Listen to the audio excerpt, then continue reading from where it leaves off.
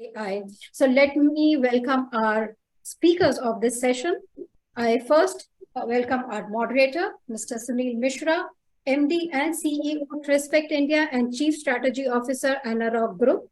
Mr. Mishra has about 30 years of experience in building businesses across telecom, BFSI, online startups, and now tech-driven real estate. He is currently leading the build-out of new growth businesses for the Anurag Group, including Trespect, a B2C open market broking business.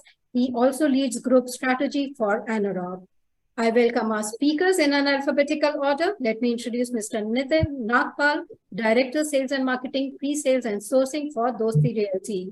Nitin Nagpal has almost 25 years of experience in real estate sector. His major strengths include industry knowledge and transaction advisory. Our next panel member, I welcome Mr. P. Rajendran, Chief Sales and Marketing Officer, Shapurji Palanji Real Estate, who brings over 2 decades of rich experience in real estate and consumer goods. And he has served in leadership roles in renowned companies such as Tata Value Homes, Mahindra & Mahindra Limited, and Eureka Foods. Our next panel member for this session is Mr. Rakesh Sethia, President, Sales and Marketing, CRM and Business Strategy, Rustomji. Mr. Sethia is the Chief Sales Officer of Rustomji and holds a diploma in business finance from the Institute of Chartered Financial Analysts of India, and he also holds Masters in Business Administration from Global Next University. He has been associated with Rustomji since 2019, and prior to that, he was associated with Vodafone Idea Limited. Our next panel member is Ms. Ritika Shah, AVP Corporate Communication, Hiranandani Group.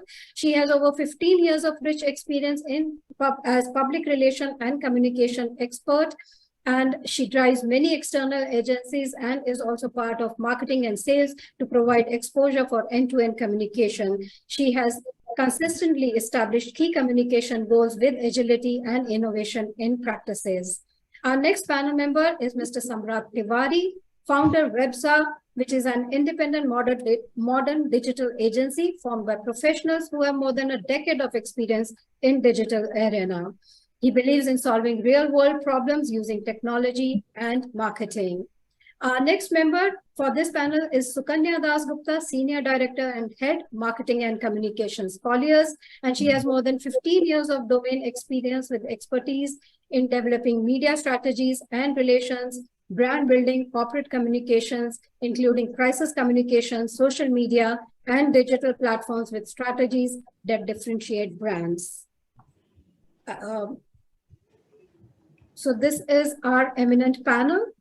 Let me now hand it over to Mr. Sunil Mishra to take forward the conversation. Thanks, Apna. Thanks for the gracious introduction for everyone, and always a pleasure to be back on the Reality Plus sessions. So good afternoon, friends. After 2 intense sessions and slightly long sessions, I would say, since we are part of the last one on digital and lead generation, I think we have been given the job ticket to dive a bit deeper into content marketing, and within that on the usage dynamics of generative AI like chat, GPT, etc. That is specific sort of a topic given to us. I'm going to be the moderator for the session to moderate the extreme views of some of these smart participants here. I was just listening to Sapna introduce people with 30 years work experience, 25 years work experience, 15 years work experience, sort of feeling old and thinking that, hey, if ChatGPT and AI are actually going to reset the experiences, it's going to be awesome. If you have to relearn stuff starting afresh, it sort of is an exciting out of comfort zone that all of us are going to be pushed into. So people who know me a bit know my love for history and context. So today, as a moderator, I'll lay down 2 contexts. One is for the evolution of marketing and content marketing itself, slightly onerous and lofty sort of objective that I'll take to summarize almost 200 years of marketing evolution in 2-3 minutes, and then 1 or 2 minutes on evolution of AI, generative AI, chat GPT, etc. So I'll lay down these 2 contexts, and then we'll dive into slightly more relevant and deeper topics on AI. For the benefit of the audience, we'll warn you that we are not techies. None of us on this call are techies. So we'll keep it at a general strategy slash marketing oriented discussion level. We don't have any sort of sort of pretense or that we are gonna talk about coding here. So I'm just laying down the expectations here that all of us are died in the wool marketeers. So starting on the first context on marketing, and the panel is obviously comprising of serious marketeers, but for the larger audience, marketing itself has gone through a few intergenerational changes. The early 20th century saw some of in-your-face sales-oriented marketing, very American sort of stuff with 3 USP points written on the print ad and $8.33 sort of marketing happening. Second World War onwards, the second half of 20th century, we started getting a bit oriented towards brand-oriented marketing with Kotler, Trout and Rice, and Ogilvy talking about and nudging towards brand-oriented marketing. So it started moving from sales-oriented to brand-oriented at that time. The website started emerging towards the end of this era. You remember early end of 20th century. And direct marketeers, I don't know how many of you will remember were Reader's Digest, Wonderman. They used to send those immaculate correspondences. They carried the sort of onus of content marketing in those days. Last 20 years, 2000 to 2020, saw the emergence of digital advertising and performance marketing. So when many companies, specifically those in direct sales, started moving towards sharp shooting lead generation activities, content marketing in this era was bringing traffic to your website, right? And through social media posts, blogs. So again, a shift was there from brand to lead generation to sales again. So I'm just detecting a sort of a cyclical change. And thankfully, 2021 onwards, with AI and specifically generative AI and LLMs, large language models coming in vogue, content marketing, I think, has got an unprecedented shot in the arm. And hopefully the marketing cycle is shifting back again to an era of strong brand building, with brands vying for building thought leadership, top of mind recall through smarter content, possibly bolstered by generative AI applications like ChatGPT. So the philosopher in me still thinks that some of the good days of brand oriented marketing are back, and we have to thank our pal ChatGPT for that partly. So that's one context of content marketing itself. I of course taken a lot of liberty to summarize stuff and not going to specifics there. On the other sort of context on AI, generative AI, large language models, and ChatGPT, very quickly taking a step back, AI itself is an umbrella term, and having been around since 1960s, but it took off in the past 10 years specifically because computing powers increased, the processing power of computers, and big data started getting collected thanks to Internet of Things, etc. When data was there, computing power was there, AI really took off. And image processing, autonomous cars, robotics, predictive models, machine learning, they are these 4 or 5 areas where AI could have been bucketed into it. Coming to the last couple of years and last year specifically, generative AI, that is within AI, it's a specific system that can generate content, as the name sort of suggests. And this content could be images itself. There are softwares like DALI. And about 3 months back, when I discovered that, I wrote Virat Kohli seeing a building coming up. And within 3 seconds, there is a picture of Virat Kohli seeing a building emerging on Juhu Beach. And then it could have voice, which is Valley. So 3 seconds, it hears your voice and can sort of give any messages in your voice instantly. There could be the software coding.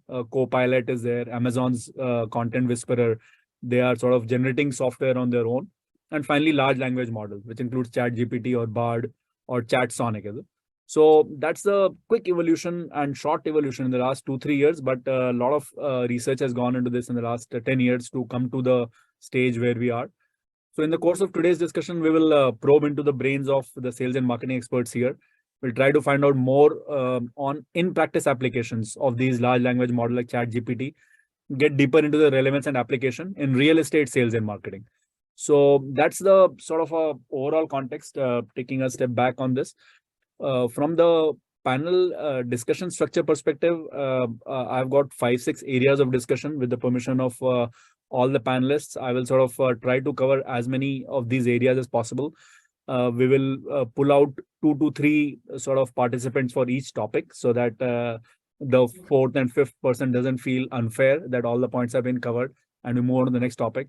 But I'll start off with a bit of easing everyone into the topic itself on content marketing.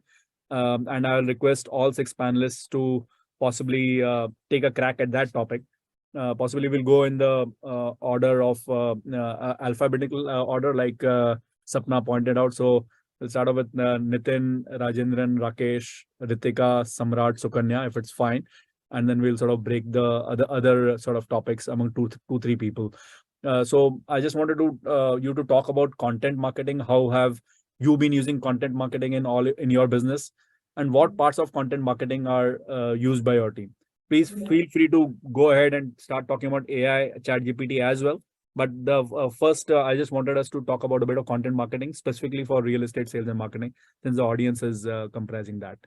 So could we start off with you, Nitin, and then we'll keep on going to Rajendran, Rakesh, Ritika, Samrat, and Sukanya. Hi everyone, Sunil. I think you have summarized it very well before, ending this entire discussion, and we have covered the points very well. I think we all know by now that we have reached a stage where digital marketing is very, very important for all of us.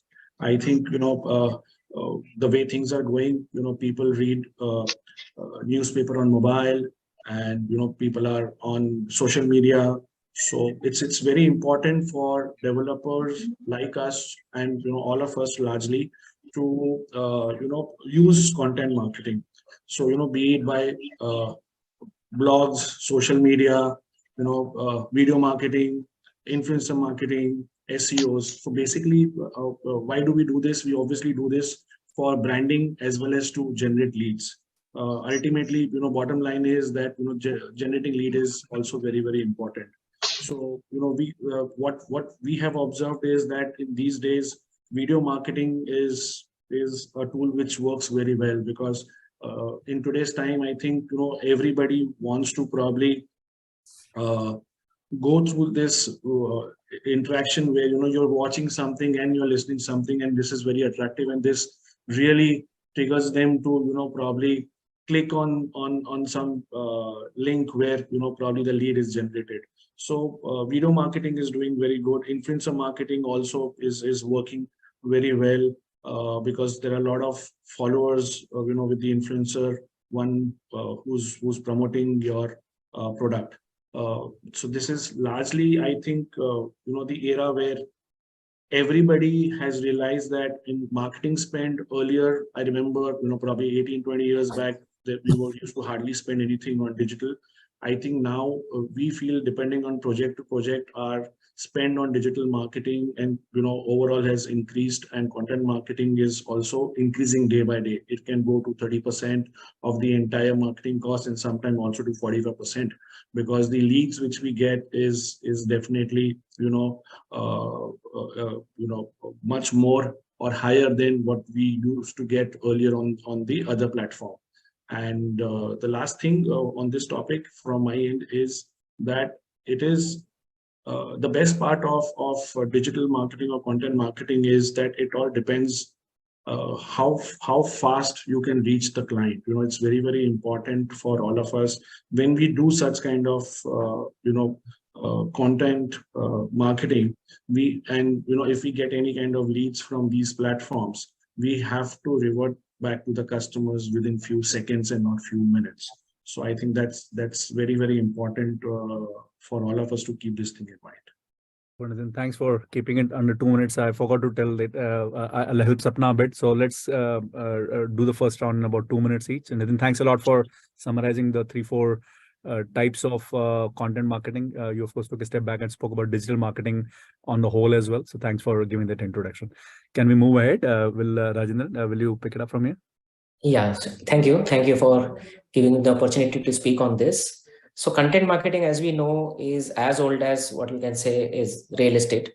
So content marketing has been part of real estate And in fact, with every industry, to be honest, only thing is that the content marketing has now moved from offline to online in the last few years.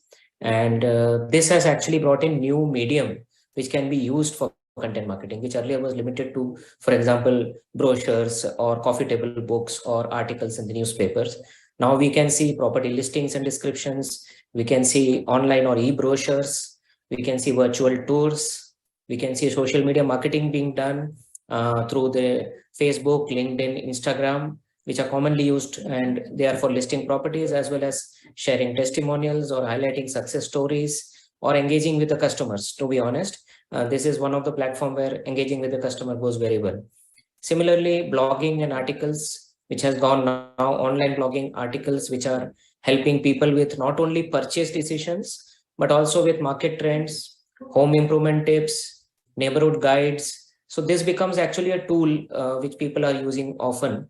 And these kind of engaging content marketing is what brings in more traffic to the organization or to the website, because you then are showing a leadership trait that where you are not only talking about your product, but about the industry and the trends as well.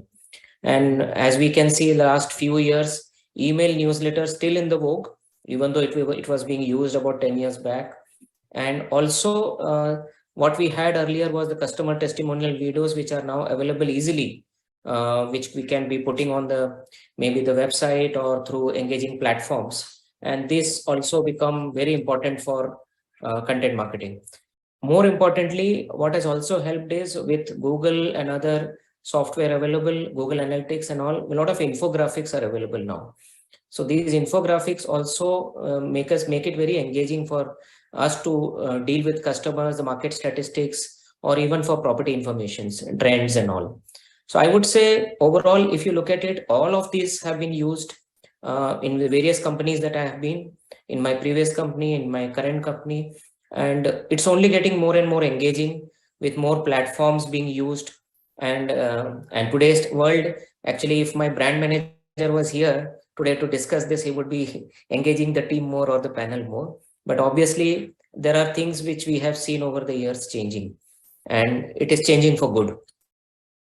Excellent. Thanks a lot for that summary. And you have been in Forbes. You have sort of been in the forefront of in your face sales and brand building. So you have seen the world. Thanks for summarizing the journey from the earlier brochures to the e-brochures, listing, social media marketing now, the testimonial videos, blogging. I think the whole gamut of content marketing that today comprises or is used in real estate. Thanks for that summary. Rakesh, would you like to keep on carrying on? That's good. Yeah. Hi, Sunil. Hi, everyone. Okay, so, from this vast experience all these panelists have in real estate, I would like to say that, I have just about 4 years experience in real estate. Now, prior to real estate, I have worked for quite a long time in retail, FMCG, and telecom industry. So when we are talking about content and also, the availability of data pipe, mobile data proliferation, in fact, I feel slightly happy, and I would like to go back to my telecom experience where I joined in 2002 and I worked till 2019. And I happened to work with 3 very, very large organizations, Hutchison SR, Reliance Communications, and then Idea Cellular, which actually went on to merge in Vodafone and became Vodafone Idea. So I remember the times actually from that period is that in 2002, it was just about voice. And in fact, voice was also quite restricted. And, there were charges for outgoing and incoming mobile telephony. And then thereafter it went on to include the value-added services. And then, from 2007-8 onwards, we started talking about GPRS, then 2.5G, then 3G, and then 4G. And now, people are talking about 5G and all. So I would like to, draw your attention to Idea Cellular's 2008 or 9 campaign, maybe, if you remember. So Education for All, where Abhishek Bachchan as a brand ambassador spoke about that education would be reaching the nooks and corner of the country in the rural area, and the videos would be available. And around 2013-14, WhatsApp started making a lot of inroad, and it started eating into telecom industry's SMS revenue. Right? I'm sorry, I'm taking you back to telecom industry. I thought, I'll just bring in some other flavor also. So, Perfectly good, I mean, perfectly so good. at that point of time, there was strong competition between the telecom operators in terms of data revenue, and also, the loss of revenue happening to OTT players like WhatsApp and other tools which were coming in. But one thing, which we realized at that point of time was that it is the videos which are going to become the king. Videos are going to drive the data consumption. And what we saw in 2014-15 when 3G got launched, and 16-17 when 4G got launched, the average consumption per subscriber have gone up like anything. So in the earlier time, people would consume about 100 MB of data per month on mobile handsets, and now is the time where the data consumption is as high as 15 GB per month and 20 GB per month per subscriber also. Now with all this penetration of technology, availability of data pipe, availability of so many tools, whether it is the 4G, 5G, or it is the data analytical tools, or it is the ChatGPT that we are talking about, the digital definitely was bound to penetrate and bound to take huge amount of growth with the consumers. Now with that, we've seen earlier there were other techniques about getting to know about the consumers. The consumers, typical FMCG organizations would use the Nielsen's and market research agency to understand more about the consumers. Now, actually, the power is reaching to everybody. Everybody knows, whether it is the consumer or it is the brands. People are aware, what they are looking for. So brands have got more understanding about the consumers. Consumers have got more understanding about the choices that they have. And the competition has totally intensified. It is reaching across the product boundaries. So it is not that as a real estate seller, we've got competition only from real estate. So customer has got certain wallet, certain disposable income, and customer may, well, at times, may choose to buy a luxury car in place of buying a home. So I think, the choices are intensifying for the consumers. Content definitely is the king. Video marketing and targeting the customer basis the profile, basis the requirement, demographics, sociographics, all those things are extremely, extremely important. So content marketing definitely plays an important role. In the last 2-3 years, digital marketing has become very important thing. However, I think as we go along, I would like to speak about what we look at digital. Do we look at digital as a medium, or do we look at it as a channel? Right. So I think, that is going to have maybe some kind of impact on how we use digital and what kind of communication approach that we use with the customers.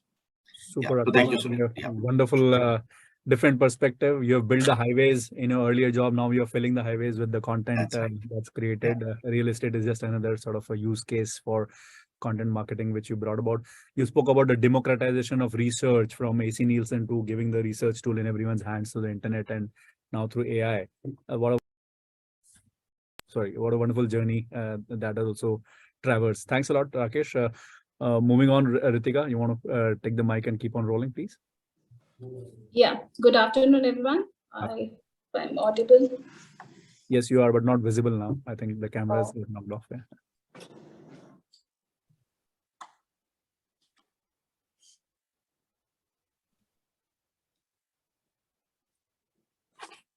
Yeah, I think that's, sorry for this technical glitch. So yeah, as all the colleagues mentioned, the panelists said, what are the things that we use in terms of content marketing, right from amplifying the impact and the messaging on the social media to infographics.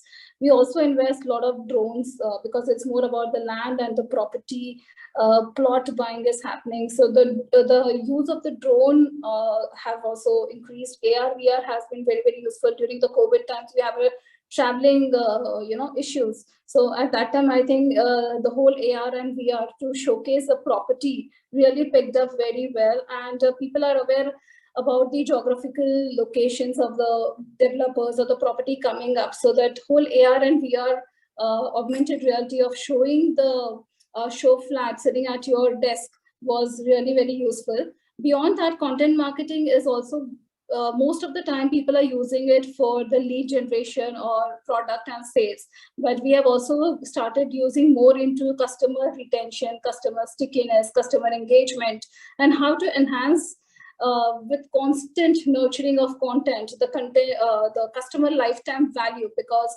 real estate is a one-time buying product, or at the most very wealthy, filthy rich people can buy it twice. And it is very micro market driven. So a lot of regional content comes into the play, a lot of hyper localization content comes into the play. So we have diversified the content bucket, and I think a lot of search engines and the AI tools are really helping us to go one step ahead and reaching it out to the different stage of customers, like if they're on the awareness stage or an interest stage or a desire or an action stage. So we can customize that kind of communication. So a lot of data analytics have been helping, churning of the data is helping, decoding the trends, decoding the data into infographics, the video content. So it is completely, the collaboration of all the mediums of communication putting out on the one platform. And it's a holistic way of approaching the larger customer pool across the geographies. Super, Ritika. Power punched. I keep on making notes, and there are 6-7 bullet points already that you have given, starting from the drones, AR, VR. In my sales review, I penalize anyone who says pandemic nowadays. But thanks for bringing the pandemic changed consumer behavior in marketing. Obviously, it's very important to see the structural change which happened in the customer. Customer retention was a very interesting one. I would love to discuss that at some point. On how do you do that? And the regional hyper local sort of thing, you brought the IDA framework back into discussion as well, and how you will customize content for each of the stage. Would be wonderful to hear about this in your next sort of editions as well. Samrat, Sukanya, it's getting tougher now since all the topics are getting ticked off. Samrat, you want to make it tougher for Sukanya before she takes over, please? Samrat, you're on mute. Yeah. Thanks. Hey, hi, Sunil and everyone. Good afternoon, everyone. My name is Samrat, and I happen to be from the other side of the table. I'm an agency, and we've been working very aggressively into performance marketing and digital marketing for real estate and other brands. So coming back to content marketing now, what has happened is when it, as Rakesh sir and Ritika rightly said, and probably I would relate to what Rakesh talked about back in 2004, 2003, how content marketing was, and then how eventually it evolved with people coming into multiple media platforms. So for me, real estate buying is like a 3 months to 6 months TAT. Like, for example, if I'm able to also generate a very good lead from the first day, it has to go through a cycle of communications for the next 3 months or 6 months, or probably 2 months to 6 months. It depends on the kind of inventory you have, but eventually it is not like an impulsive buy. I cannot go to a DMart and I can buy at the product. So it has to have a very good content strategy around it, like from starting from the product to eventually talking about what the product has to offer otherwise, in terms of the localities, in terms of other buyers who have gone through it, like the testimonials, in terms of the location advantage that it has, in terms of all the other aspects that that would actually help them to understand the better product, the better value of the product, whether they want to take a call or not. Because eventually, whenever a person who wants to take a real estate property, he always bounds to or closes on 2 to 3 the last 2 to 3 inventories that he wants to close on, and he has shortlisted it, and then eventually he takes a call on one of them. So it is very important that while this journey that he has already shortlisted, who is the first person to create that content for him that gives him all the required knowledge, all the required advantages, and all the required values before he takes a call that he's going to make for the next 15 years or 20 years. Obviously, we are going to talk about more and all of that. But as of now, for the first question, I would want to talk about, yes, content marketing is important for real estate, and it is going to be there. How we are going to use it it completely depends on the perspective of the marketer, of the brand, and obviously on the product as well. Fantastic, Samrat. Thanks for bringing the temporal frame of the home buying process itself. And I think you were hinting at long-term content marketing oriented brand building versus a 3 to 6 month cycle in which itself you could sort of unleash a tactical content strategy to engage with the customer more and veer him towards buying a home the way you wanted. I think it's a fantastic point you mentioned, and we'll hear more about that. So Kanya, would you like to round up this round with whatever is left? Is it? Right. Thanks, Sunil, and thanks everyone. Thanks Reality Plus for having me. I'm Sukanya, and I head marketing and communications for Colliers in India. For me, Sunil, content rules. I think it was always the king of any campaign. The big change is that the world has moved from a fact-based approach to a storytelling and narrative approach. I think storytelling in marketing is the single biggest draw. It will continue to remain the most effective tool to drive consumer audience stickiness. Why do people come back to your page? You know, what is it that they get?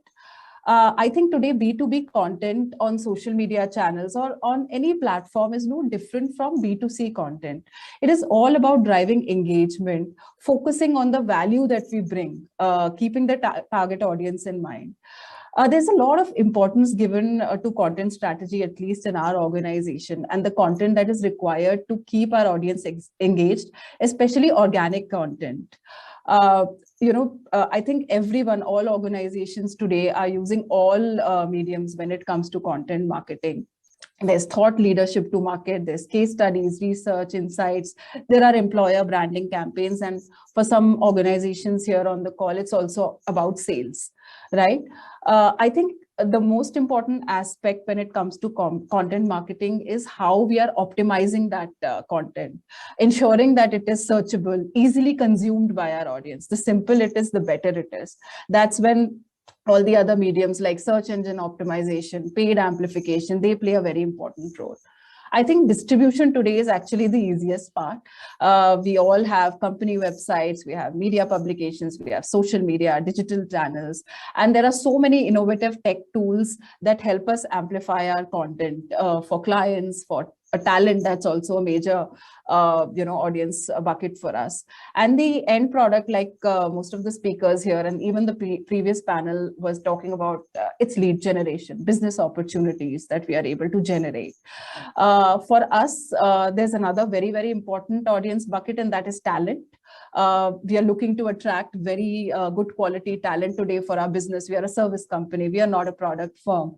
So they remain another very, very important audience bucket for us. So clients and talent are the two segments that we are always talking to. So that's why for us, organic and paid content would rule.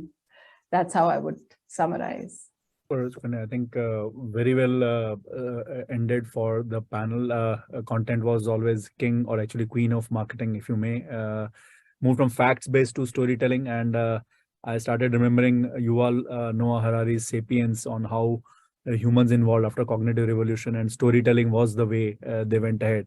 Coincidentally, large language models is the language part of what *Sapiens* brings out again, and all this is sort of actually converging into current advancements in AI. But love the keep it simple rule that you mentioned, optimizing the mix. And thanks for bringing out the employee as a sort of a recipient of our strategies, which is so important for many of us services companies and even real estate developer companies. I think talent is a problem everywhere. Super great. I think lovely set of points from all the marketers. Thanks for that. We'll change gears a bit, get into a slightly AI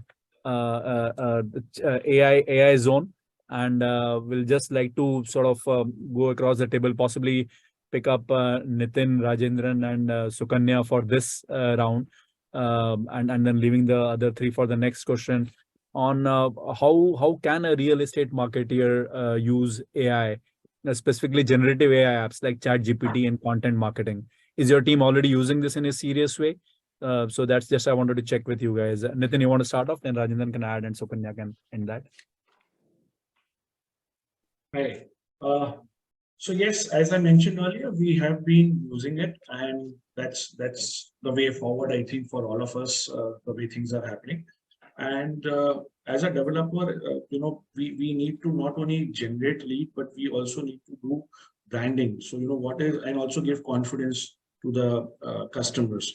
So what is important at this point of time for us is, how do we do it? So, as I mentioned, be it video marketing, be it social media, be it SEOs. So we have to ensure that, there's, depending on the project, depending on, what we want to market, the advantage of AI is that, we can select or define a TG, where I want to market, how I want to market it, who my TG is, depending on various timelines, various factors, various, approach, and basis the walk-ins what we get. So we have been using AI very, very aggressively, and this really helps us to get good leads as well. So as I mentioned before also, that what is important in this entire AI is to also interact with the customer on timely basis.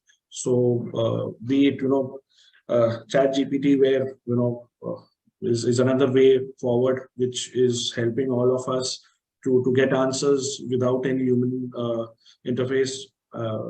So that's a good thing, which will help and is helping all of us as a developer to generate leads and get a brand building going on. Super, Nitin. I think I would just clarify a bit, take a step back and make the AI family a bit more general, because so anything on ChatGPT, predictive artificial intelligence, user chatbot, voice bot, or even anything to do with NLP or something like that. If you're using it for the benefit of audience to know that more. Rajendra, you want to continue? Yes, so I was coming to that. Thank you, Sunil. So basically, currently what our team is using, and we've been using it for, I think, last couple of years since the time AI started functioning on the various platforms. We have been using AI-powered chatbots on our website. We have virtual assistants, and they have been integrated into the website and the other social media platforms. These assistants are actually helping.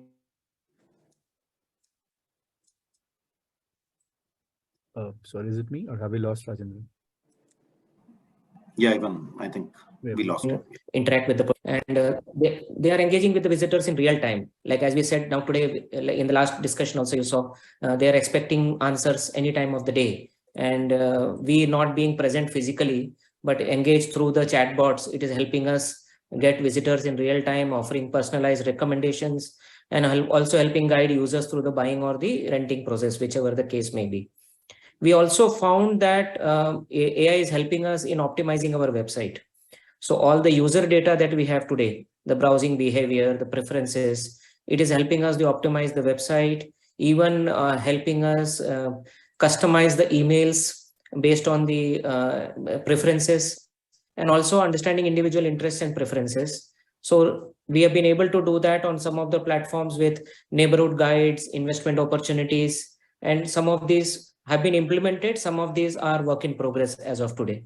So like, as we said, as a market leader or as somebody who is leading the real estate market in a particular micro market, we will be able to also provide market trends. So these are also based on some of the searches that they do. In addition to that, we also have lead nurturing and email marketing, as we discussed earlier, even content optimization and SEOs, where this is helping us with meta tags and all, analyzing keywords, keyword searches. So this is also helping us improve making it more SEO friendly. What we would want to also get into, currently maybe not used in a big way, is use of ChatGPT or AI for generating ideas, for example, blog posts for social media content. It may not be exactly the content, but even, for example, providing keywords or target information or specific themes, at least it will set a context through whatever hints or output that the ChatGPT or AI gives us, it can become a spark, or it can spark our creativity to that route. Another possibility would be to get the initial drafts, for example, which can be then refined based on what the company stands for, what are the brand values. Based on that, we can modify, but a basic draft can always come out of a ChatGPT and AI on the content part of it. I think these are few things. Some of them definitely we have been using for a couple of years. And as I said in my earlier discussion also regarding data analysis, a lot of real estate market data, demographic information is available. So those are also being used extensively by my team for research, for new product development, for market analysis, for even seeking new land parcels where we should come up depending on what, like we get a lot of data on where the people are searching from. So this helps us get information on where should our next project be, for example.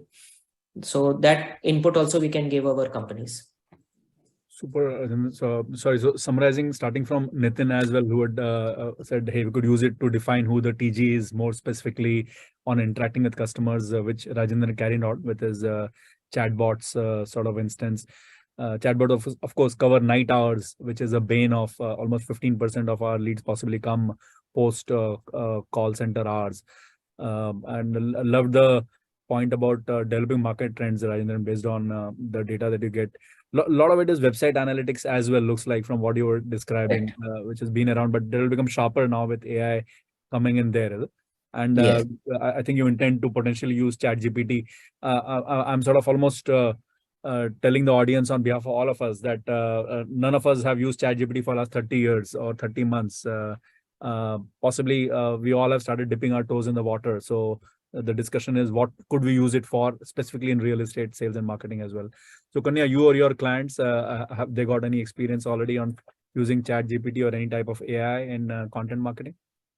Yeah, so I think baby steps, that's what I would say.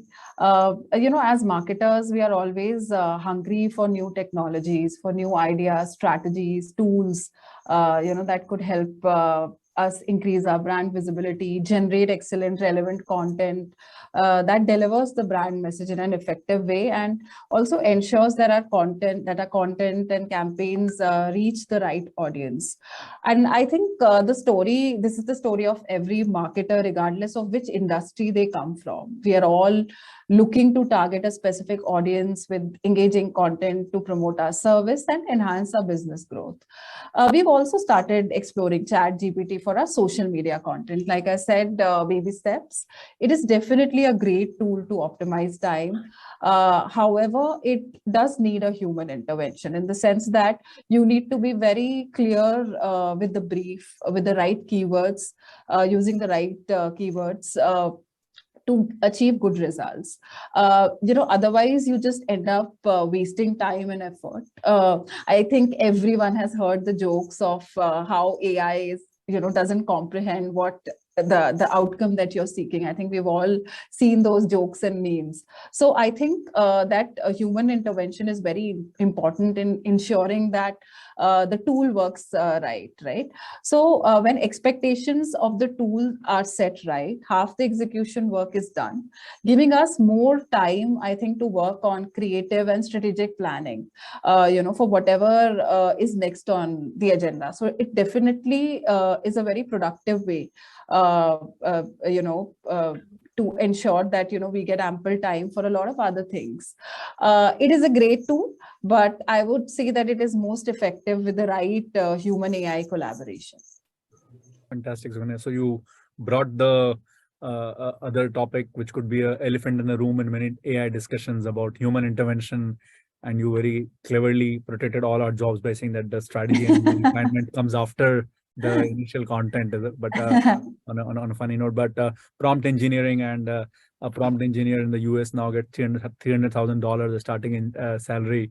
And why it's so important to word the questions. So this, I don't know how many of you read your Greek mythology and the Delphic Oracle, where you had to word your question in a very smart way to the Oracle in Delphi. Otherwise, you used to get the wrong answers. So after 3,000 years, it's being repeated now in the AI world. Thanks, Sukanya. And thanks all three of you.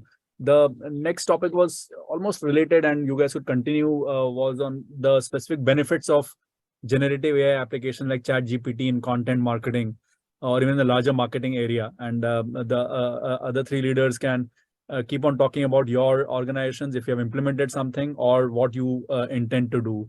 So if you can continue the sort of discussion with Rakesh, Ritika, and Samrat, going in that order. Rakesh, you want to kick this off, please? Rakesh, you there? Rakesh's screen seems to have frozen. Ritika, you want to carry on till Rakesh comes back, please? So again, the benefits of ChatGPT, generative AI, LLMs, AI in real estate in your company, or potential use, please. Yeah, so as rightly Sukanya said, it is baby steps, and we all are trying, experimenting, exploring how it really works. But to me, real estate is very, very hyper-local product, hyper-local market. And real estate itself as a business has evolved from just, product to customer orientation. A lot of customer centricity have come into play even into real estate. So earlier it was very product centric. Now it has become very customer centric, and where I see a lot of space and service integration coming into the picture. So the whole purpose of content marketing, I think most of the people are using towards the sales, towards the customer acquisition. But what happens once you are onboarding the customer? How do you nurture? How do you keep them engaged? How do you keep that retention alive? How do you service them with the content? Because they are your elite customers, they are existing customers, and if you can encourage them. So that first of all, it's more about building the community with the customers, like the customer community. That's the today everybody talks about the tribe and the community. So your customers are the basic important communities that you need to keep engaging with them. A lot of business comes from the referrals in real estate. I would say, because it's more about the word of mouth publicity, and with all the other tools, I still feel word of mouth tool is very, very effective in real estate. So customer retention also helps. Sorry. Yeah, it also cut down on a lot of your customer acquisition cost. First of all, so the whole journey begins from nurturing to bringing, extending their lifetime value with you. And today we also focus more on the reward, reviews, and referral strategy. Because that's what everybody looks upon, the reviews, and they want to know the referrals. They want to be encouraged or given like a deal sweetener for referring the client, and as well as the kinds of rewards, like how are you going to reward them with a very constructive reviews. Today the audience go and check on the social media and other sites on the reviews. So all of this happens because it's useful to have a lot of predictive output from the AI tools to understand the trends, to understand the market, to give an overview. So it is a more of a content, it gives a condensed inputs and condensed, story, condensed inputs, information at one place. So it's more about the research platform than I would say, then, it's not about just picking up directly from there. It is not an authentic voice. You need to add a lot of brand value to it, brand ethnicity and authenticity value to it. Customization in communication needs to be there when you pick up information from the AI, but it works as a guidelines to you. So for me, it is more about the guidelines. It definitely lacks human intelligence and brand ethnicity. So for me, it is more about the storytelling. It is about the value proposition that you give to your existing customers. How do you keep them for a longer period so that it reduces your additional customer acquisition cost, and the referrals, reviews, and the rewards. I think all of those comes into the play when we are working on this community. So we always see as a brand tagline, we say that we're creating communities, delivering happiness, because delivering home is beyond the product. So it is more about delivering happiness, and the customer experience comes into the play. So after onboarding the customer, retaining that customer through a content marketing, that is very, very important, because it is also about the service aspect in real estate. Super, Ritika. Yeah, with a brand like the company that you work in, obviously, I see that you keep on coming to referrals, rewards, because you've got such a huge part of your business coming from that. And it's important, the predictive AI you spoke about of predicting who the referrer is. And after you all are done, I'll talk about the AI application that we have built for the last 3 years and how we are actually predicting now that who is going to refer a customer. So it's pretty interesting. It's not ChatGPT, but it's predictive. So Yes. thanks a lot, Ritika. Rakesh, you're back. Sorry, we missed you a bit. We will just continue the journey. Samrat will go back to Rakesh and then come to you. Again, Rakesh, on how companies are or should be implementing using ChatGPT and generative AI, large language models in content marketing or marketing in general in real estate. Yeah. So sorry, there was a bit of a network No problem outage. at all, I Rakesh. got dropped out. So I'll come to the point now. It was a Vodafone lease lines, is it? Yeah. Go ahead, please. Yeah. Okay. Okay. So I think, the application of AI or, Chat GPT, I would say, we can use it for multiple purposes. It can be used for lead generation. It can be used for connecting with the existing customers or, loyalty referrals or maybe the customer satisfaction, getting and remaining in touch with the customers, and also for personalized content creation. I would say, the uses are immense. However, and the advantage that it offers is that the scalability is extremely high. So with the AI tools, of course, you can reach to more number of consumers. It can be real time, it can be off time, and the analytics are possible. So a lot of analytical abilities, you get that. However, I would say, the caveat here is that one will need to be a little mindful of what does the organization stand for? What kind of brand building you would like to do? How would you like to communicate with the customers? So while, a lot of personalization is possible in terms of content creation, but the personalization that, a particular brand would have achieved over a period of time with the human work, with the agency's work, how you've done that or how you stand out for the consumer. I think, one will need to be careful about not to dilute the brand image that you've built for the organization. For me, the marketing or the brand is still, about the same linear trajectory, which is, building brand awareness, be in the consideration set, be the most likely to buy brand for the consumer, and then, the kind of experience that you create at the time of purchase. And then if the customer is happy, maybe, you will get the referrals. Now, with the proliferation of digital, what's happening is that a lot of clutter is being created, a lot of noise is being created. What I said earlier was that do we look at digital as a medium or do we look at digital as a channel? What we've seen is that, the real brand building on digital is actually, taking a backseat, and there is a mad rush for generating lead and be able to reach out to the customer. What we want to be mindful of as a brand, and some brands may like to be mindful there, or some brands may like to get a higher share of wallet by being the first one. So I think it would depend upon the brand strategy. What I have generally seen is that if you generate 5,000 leads, you are able to get only about 5%, 6% walk-ins. Out of those walk-ins, you get just about 4-5%, 3-4% as the conversions. And in order to churn 5,000 leads, you need to make 40,000 calls. You need to reach out to customer time and again. And many a times, I think all of us have had our own experiences with the telecallers. So as a brand, what kind of space you want to stand in? I think AI is giving that power to the brands to identify the customers more minutely. Rather than looking at the CPLs, maybe identify the customer who can be the rightly targeted by the brand. Many a time I have seen that, we try to target a 10 crore property or a 5 crore property, but then, you reach to the customer who actually is not really belonging to that TG, or you want to sell a property in a particular geography, or you reach to the customer who's not in that geography, who's actually gone to the other geography. I think with the increase in technology and availability of a lot of information and data about the customer, I think the targeting will need to be sharpened. And that is the advantage which will come. However, I think the brands will need to be mindful how they come across as a brand to the customers. That's where we stand, Sunil. Brilliant, Rakesh. You sort of touched upon a newer topic of measuring customer satisfaction to start off with, which we had not really covered.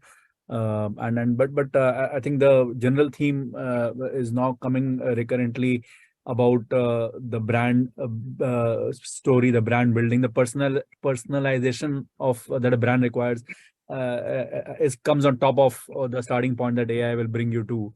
And Rakesh sort of I have one more point if I have about Rakesh, 30 more seconds. please go ahead. Yeah. So I think, this personalization of brand, I was just reading an article, or maybe, it's in a book also, is that, what does brand stand for? How would I like to buy a particular brand? I buy a Nike shoe, I buy an MRF tire, I buy, an Asian Paints. What do I buy the brand for is not because how personalized or customized they made the offer to me.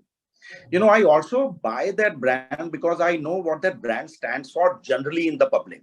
Why? If I buy a Royal Enfield motorcycle, what kind of image Royal Enfield has, not just as a product, but in the minds of people who buy that, right? If I buy a brand, now too much of personalization, where is it that the brands are going to lose the essence, the core? I think that is where everybody will need to be mindful. I think the marketer will need to be a little careful about how much of personalization, how much of customization. And in fact, I have seen quite a lot of it in my telecom industry, where we used to send across, the personalized packages. One package could be available at 100 rupees in the market. That plan would be given to some customer at 50 rupees. I think rather than doing good for the brand, I think ultimately customers were saying that, why not? Hey, why not you discount the brands in the open market? Why are you running so many customized offers? So various points. I think, the marketeers will need to be careful. I think salespeople definitely will feel that it's an opportunity, just do the cold calls, just reach the customers. But I think we'll need to be mindful of the targeting that we do. Well said, Rakesh. I think you were referring to Simon Sinek's book, the Why framework. So that was obviously you're bang on that the brand has to tell its story, the purpose, etc. And the CPL to CPQL, which you mentioned, Ki, the sharpened qualified lead instead of lead. I think it's such a important, and I'm sort of very curious to just see what will happen in the next 9 months, 12 months on the lead generation side. I think content marketing, it's already ChatGPT is impacting. So to round it up, we'll bring the master of agency, Samrat. You have been dealing with hundreds of clients, Samrat. Any sort of cutting edge or new or real applications of generative AI, ChatGPT, LLMs, either in lead generation or brand building for any real estate player that you are doing? You are on mute, Samrat. Samrat, you're still on mute. Yeah, can you hear me? Yes, please, we can. Cool. Yeah, so thank you, Sunil. So as rightly said by Rakesh sir and Ritika in the past, that it is more to do with the brand rather than transaction. So I take, as of now, AI as a very transactional kind of tool. Because what do you say? GPT is like what? It's generative predefined transformer, right? So you have already predefined your work at the end, and then you are trying to get something out of it, right? So with the current version of it, which is, I believe, currently 4.0, which has close to 1 trillion parameters that they have tried to come up with in terms of data sets. I'm sorry that I'm being a very technical, because this is a very technical topic to talk about. But yeah, so when it comes to those numbers, it is very, very difficult to understand whether we would be able to add a value with this kind of parameters. Have they taken care of the parameters which we are looking at in terms of GPT or probably the other AI tools? So I have been working with Frazy, I've been working with DBall and Bard and all of these kind of tools. I have experienced them. I have been a part of some seminars with these guys. But what happens is, what I could understand is these are more transactional. So eventually, or I would say more tactical rather than more strategical. So if I have to talk about So they'll talk more about, I can create an email, I can create a content, I can create a post. But eventually that is not what we are looking at, right? We are looking at a brand image, we are looking at a brand product launch, we are looking at some crores of closures eventually after 3 months, 6 months, or 1 year down the line once we launch a project. So in that scenario, it does not fit into that situation as of now, because it is more tactical in nature. Yeah, obviously, there are some strategical discussions which are happening internally with brands. Like, for example, Microsoft is tying up with 365, Office 365 to inculcate Office 365 with ChatGPT, so that they can inculcate the whole ChatGPT platform into that platform in Office suite, so that people can use the Office suite very easily. So you don't have to be MS Office certified eventually. Probably shayad 3 years or 5 years down the line, you need not have to. You can just talk and then things would come into your in front of you, like कि मेरे को ये formula चाहिए या मुझे ये numbers चाहिए, and then people would throw it because of ChatGPT in place. But what I believe as of now is we have to be more tactically using the platforms rather than strategically using the platforms. You cannot derive any analytical data out of it as of now, because I don't know whether the parameters that have been set globally matches the kind of parameters that we are going to look at in terms of getting the value out of it. As of now, we are I think Rajendran sir was talking about more of the analytics part, wherein we were talking about as of now we use Facebook, we use Google Analytics, we use Facebook Audience Insights and all of that, custom audience and all of that, to understand whether we are able to reach to the kind of audiences that we are able to. But that they are still in the ecosystem of Facebook as a platform, they are still in the ecosystem of Google as a platform, they would be still in the ecosystem of the affiliates that we are going to work on. So we have to completely rely on the data. There is no verification that I can make whether Facebook is marketing the same numbers which they are showcasing us, right? So the GPT can be utilized, or the AI platforms. I have seen a few AI platforms which I'm as of now in the midst of, you can say, experimenting to understand whether I can push it to my analytics to give more specific data. So if Sunil wants to see more about amenities, whether I'm showing him amenities only or whether I'm showing him apart from amenities all the other things in my creative communication. So that is something that I think has to be understood from all the other AI platforms. Okay, obviously ChatGPT is there, but I'm just saying I'm taking AI as a whole, you can say a phenomenon which is coming in front of us. So in that scenario, this should be the approach, I think, which marketeers should take. And I think even the marketeers should ask their agencies to take this kind of approach, which is more analytical rather than giving more, just for the sake of giving information. Great, Samrat. Thanks.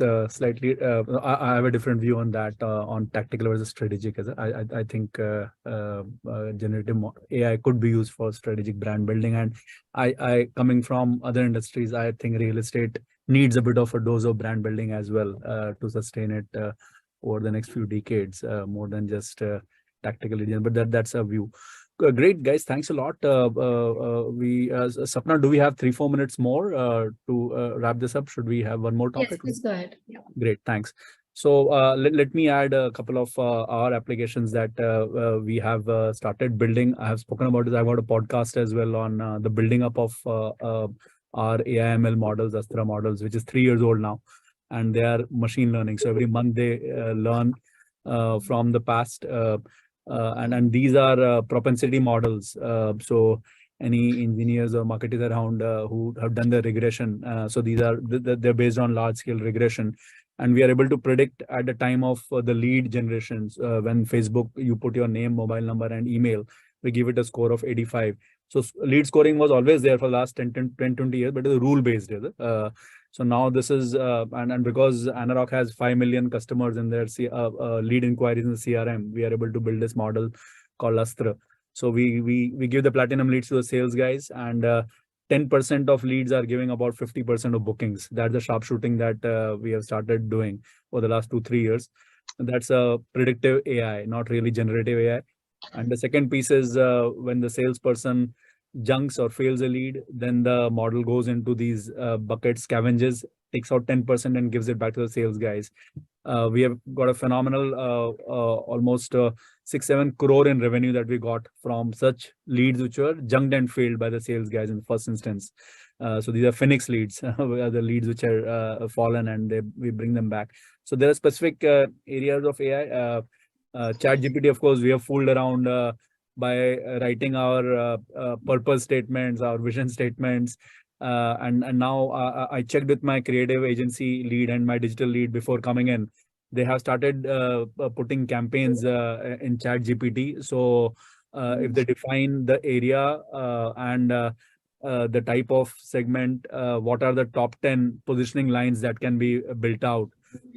So that's coming out again. And I saw those 7 out of 10 were pretty smart, which my team may have reached after 3-4 hours of brainstorming.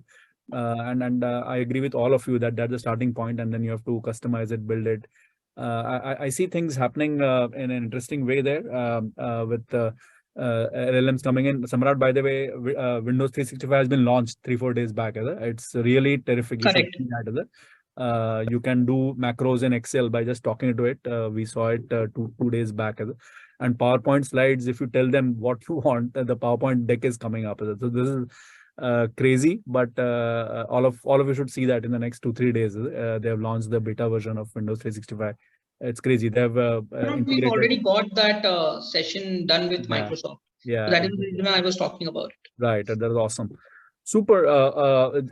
Anyone who wants to add anything in the last 2 minutes on any negatives? Yeah, Nitin, sorry, you spoke a long time back. Yeah. So I just want to say one thing, that yes, AI helps us to identify our TG, and chatbot, which we have on our website landing page, helps us to interact with the customers, so that the customer is engaged and basic information has been given to the customer. However, I still feel that in our country, real estate is still an emotional call which we take.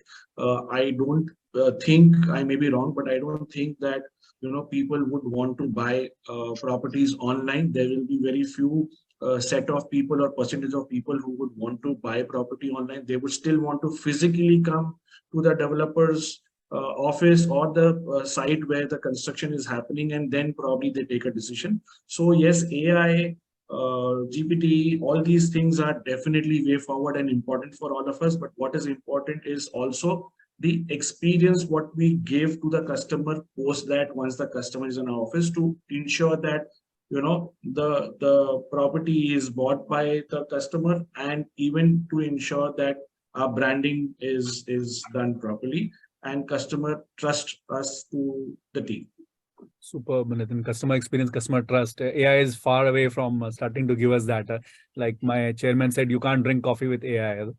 Anyone else? Possibly the last remark. Anyone? Yeah, so I would like to just add here that there is a risk of job losses is what was indicated. But I would say that, as we have seen with other technologies in the past, I think since the days the computer came on board, these can lead to potential changes in job roles and tasks rather than job losses. So people will evolve, people will learn new skills, and they will still continue to use the AI and ChatGPT, and they will use it to enhance their own profile and work. I think that is where it will come to, because as many of our panelists have pointed out, the human angle still remains. It's a touch and feel product, and it needs to be touched and felt. Even though we might boast of, like in my few companies, we used to boast of 18 to 20% NRI sales where not even a single person visits the site. But we have provided information in a manner that it was more or less kind of a touch and feel for them. And obviously they do come back and visit the site at a later stage to reaffirm their decision. So that is one thing. And also I feel that the unforeseen challenges or identifying new opportunities or working with experience like ChatGPT and AI can throw us a lot of solutions. But many of them would have been tried out by us in our career for last 20, 25 years, which gives us the edge saying that what worked for us, what has not worked for us. It helps us take calls based on what inputs have come from the AI. Super. And then with that, if with all your permission, can I hand it over back to Sapna? Sapna, please guide us. Yeah. So I would say that human capabilities rather than replacing them. Yes. Sorry, then we lost you. Yeah. We lost. I just want to have a word on the same before we close on this. Is as rightly said by Rakesh sir and even Mr. Nitin sir, that obviously real estate requires a good amount of personal or physical communication before we get into a digital communication. Although obviously digital can be a part of capturing a lead, but the closure happens always on the site, no matter what happens. So it is very important and very evident. Then how do we nurture the leads from the lead generation to the person who comes on the table? And as of now, I understand that a lot of agencies would talk about AI and GPT and all of that, which is there in the market and might add a value. But eventually, if you see, none of the customers, it is more of a B2B product rather than a B2C product. So none of the customers are using it. So I have a very good acquaintance and I have a good amount of people who are working with me and from the digitally literate profile. But still, if I have to ask them, what was the last time that they used any AI tool? They are still not answerable to it, because it is still very, very you can say a nascent stage, because it is you cannot take a call. Obviously, it is like it's like a motherly you can say sentiment. You cannot replace a mother, right? You have learned it all over last 20 years and you cannot replace someone because you have come with a tool and then you start using it. So eventually, I think it is, as everyone was saying, it is going to be working with human intervention, but it cannot replace it.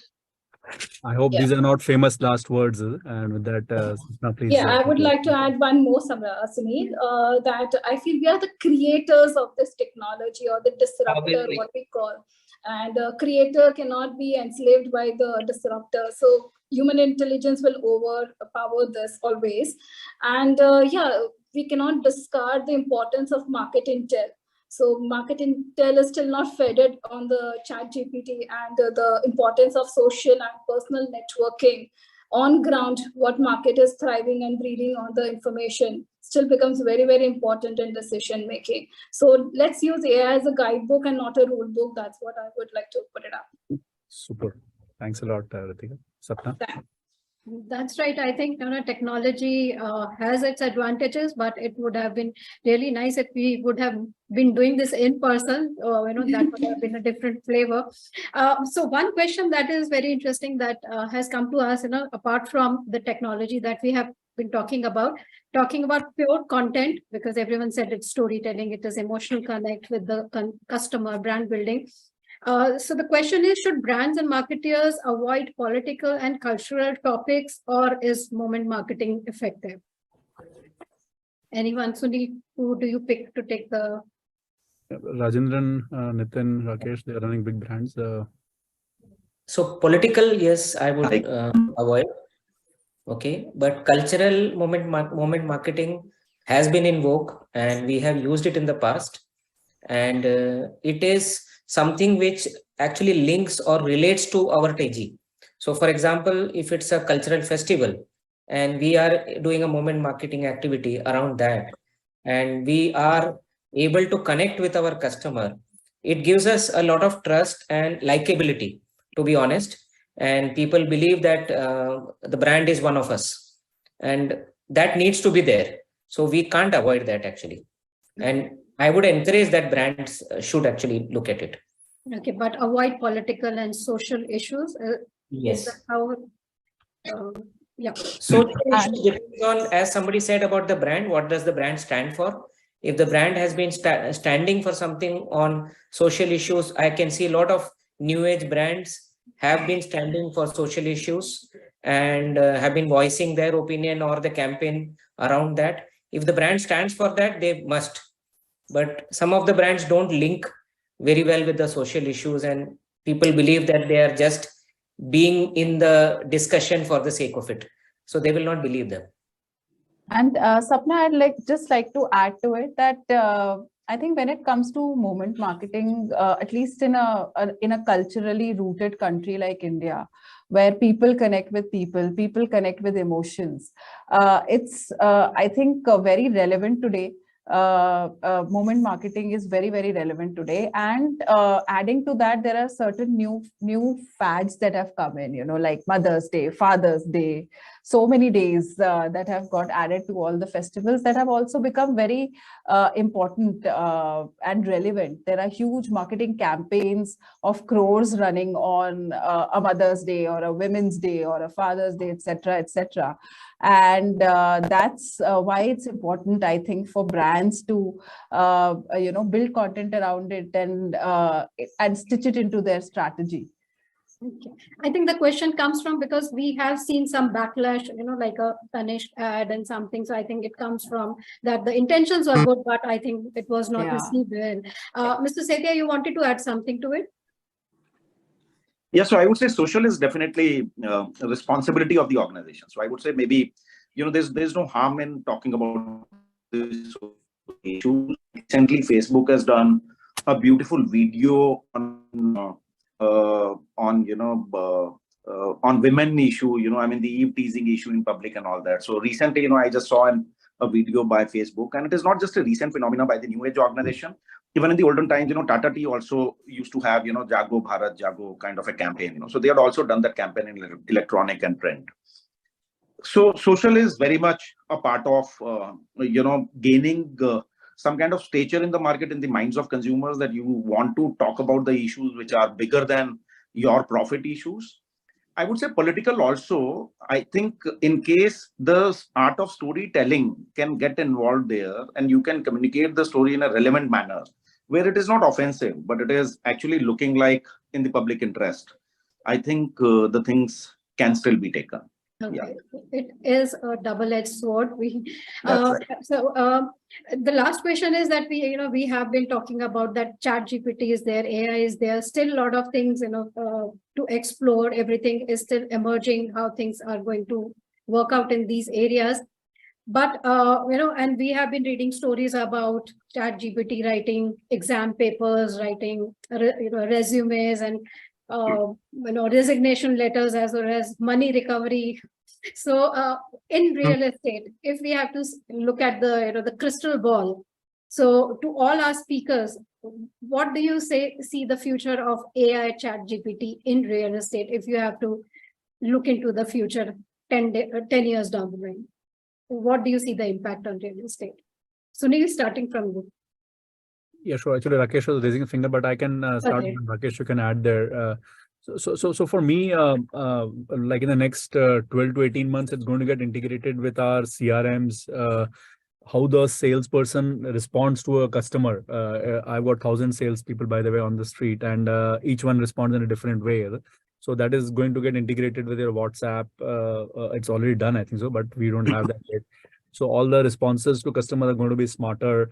Communication is going to change clearly. It's going to be smarter. We are going to see it like an integrated part of real estate. Yeah, so 10 years, we are already trying to integrate it in our CRM, so that notifications which they go out. So merge mail is the oldest form of personalization. Now there's going to be really in your face.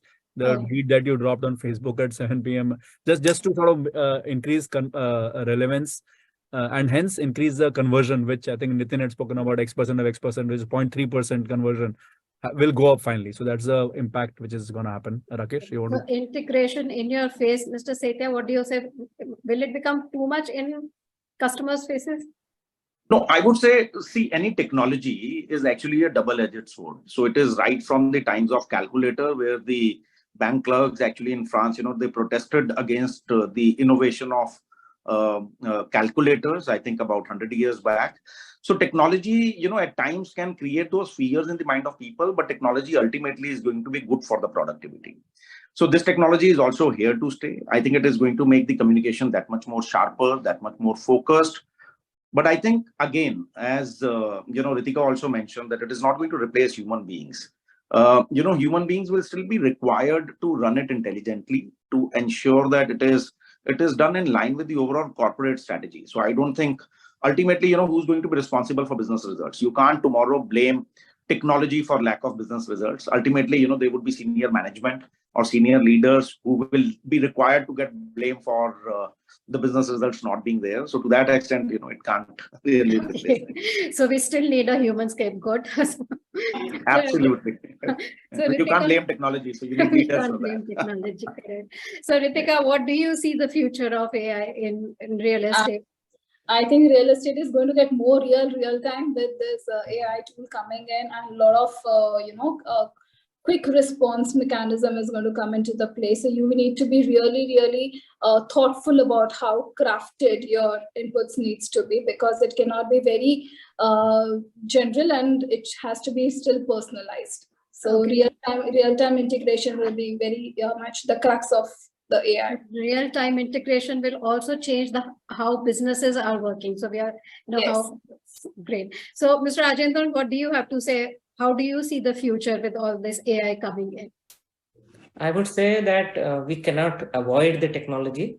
We will have to integrate this technology in our mechanism, in our marketing strategy, because as somebody mentioned earlier about the response time. So if I am still holding on to my archaic methods, I would be late in reaching a particular customer, and especially when I'm dealing with scale. So I think AI and ChatGPT will help me reach my customer faster. So I think speed will become very important going forward. So I think that is where ChatGPT and AI can help me in a big way, especially with the mundane tasks. Definitely, yes. Experience creation, there, yes, human touch would be there.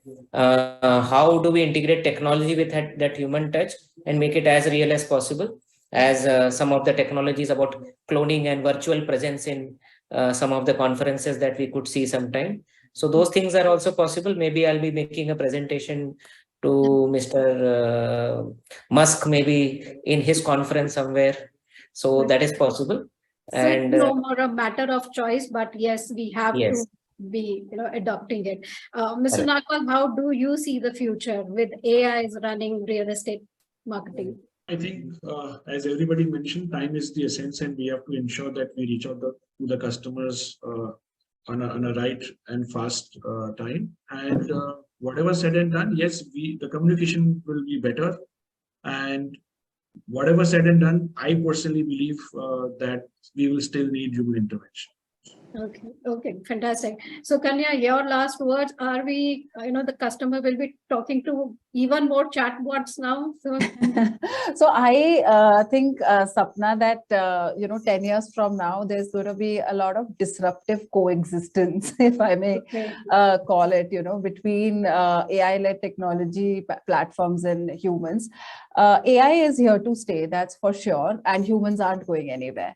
And, it's human intervention, like I pointed out earlier, that collaboration has to, be there. And at the same time, we cannot discount the fact that it's an exciting tool, that it's a disruptive tool. And I think the sooner we learn to adapt it, in our marketing strategy, it will help us stay in the game. And my last line would be that it's a great tool. I think we should learn to harness it instead of completely relying on it. So that's right. Yeah. I think, technology is still a technology. It all depends on how we use it. So fantastic session. I think we got a lot of learning out of this, a lot of fantastic viewpoints from all our speakers today. Thanks, Sunil, for that wonderful moderation of the panel and getting the best out of our speakers. Mr. Nagpal, thank you for joining us.